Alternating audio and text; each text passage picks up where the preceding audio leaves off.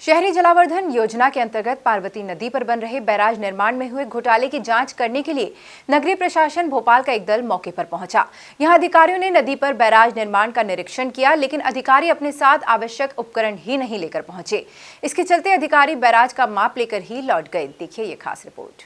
हालांकि अधिकारियों ने आने वाले दिनों में जांच उपकरण साथ लाकर दोबारा जांच किए जाने की बात कही है, लेकिन बैराज घोटाले में नगरीय प्रशासन की जांच पर भी सवाल खड़े होने लगे हैं, क्योंकि करीब 2 माह पूर्व नगरीय प्रशासन आयुक्त ने 15 दिनों के भीतर जांच पूरी करने के निर्देश दिए थे, मगर लंबे समय बाद अधिकारी बिना उपकरणों के ही जांच को पहुंच गए।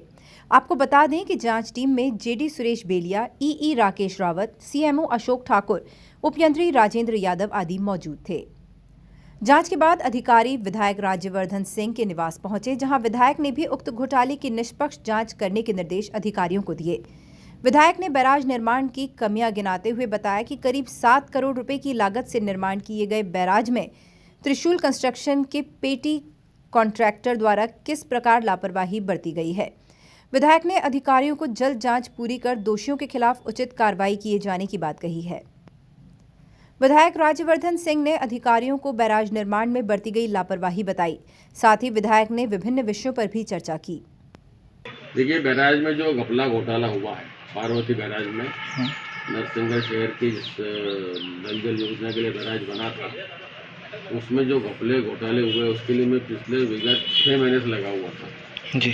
शिकायतें हमने करी, विधानसभा सवाल किए, सीएम साहब को चिट्ठी दी, अधिकारियों से बात करी और आज जाके ये अधिकारियों की पूरी टीम भोपाल से आई और उन्होंने मौके पे बैराज की जो घपले हैं वर्चुअल जांच करी कि साहब क्या क्या गड़बड़ी है, वो जांच करने आए थे। जब वो जांच करने उनको फ़ोन आया कि हम आ रहे हैं, तो मैंने उनको पेपर भिजवा दिया था कि मेरे ये पॉइंट से इस पर जाँच करवाओ।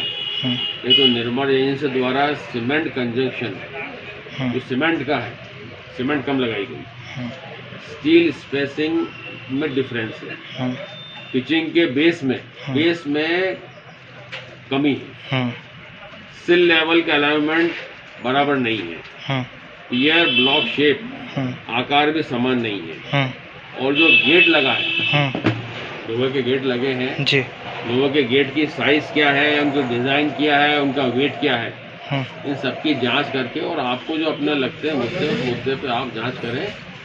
और जो भी भ्रष्टाचार हुआ है 6.5 करोड़ के बैराज का, उसका मुझे पर्दाफाश करना है, क्योंकि ये नरसिंहगढ़ की जनता के साथ खिलवाड़ कब तक होता रहेगा। आज मेरे से मिलने आया, उनसे मैंने कहा कि 23 करोड़ की हमारी नल जल योजना, उसको बर्बाद कर दिया, सड़कों को बर्बाद कर दिया, डीपीआर बनी 2500 नलों की, 7000 नलों की ज़रूरत है और 200 रुपये कर दिए गए, बगैर पानी सप्लाई किए जनता के ऊपर बोझ डाल दिया, 80 से 200 रुपये कर दिए गए। इन सारे मुद्दों पर चर्चा करी मैंने और मैं कहा कि आपने जो बैराज की जांच करी है, अब रिपोर्ट तो आपको बनाना है, हमें पूरी उम्मीद है कि आप ईमानदारी से रिपोर्ट बनाएंगे और जो भी भ्रष्टाचार हुआ उसको उजागर करेंगे, और जो भी ठेकेदार का 1 करोड़ 10 लाख यहाँ पर रखा हुआ है अभी, इसमें उनका क्या कहते हैं उसे सिक्योरिटी में, उसको जब्त करिए आप। और उनका मैंने ऐसा सुना है कि 60 लाख का पेमेंट और होना है, उसको रोक के रखिए। पिछली बार एसडीएम साहब ने उनका खाता अनहोल्ड कर दिया, मेरे मना करने के बावजूद 1 करोड़ का पेमेंट कर दिया। जांच करने आए ई राकेश रावत ने कहा कि फिलहाल प्रारंभिक जांच की गई है, इसके साथ ही अन्य जांच की जाएगी। सभी दस्तावेज निकालने के चलते लेट हुए हैं। तक हमने ये प्रारंभिक जांच की है, उसका जो ड्राइंग डिजाइन वगैरह अभी मेजरमेंट्स हुए हैं। अब इसके लिए अब हमें 2-3 चीज़ों की ज़रूरत पड़ेगी। उनके जो गेट हैं, गेट का वजन लेना है, उनका गेज लेना है, और बाकी इनकी स्ट्रेंथ चेक करने के लिए हम चाहे वो रिबाउंड हैमर या उससे उसकी टेस्टिंग कराएंगे, सेंसर स्ट्रेंथ की परीक्षण की। अगर आवश्यकता हुई तो सेंसर की जांच करेंगे, रिइंफोर्समेंट नहीं। लंबा समय नहीं है, चूँकि सभी दस्तावेज नहीं मिले थे, पेमेंट डिटेल्स नहीं मिले थे, इसलिए लेट हुआ है। उसमें कोई बहरहाल अब देखना लाजमी होगा कि बैराज निर्माण को लेकर आगे कब जांच होती है। Bureau report, MP news, Narsinghgarh.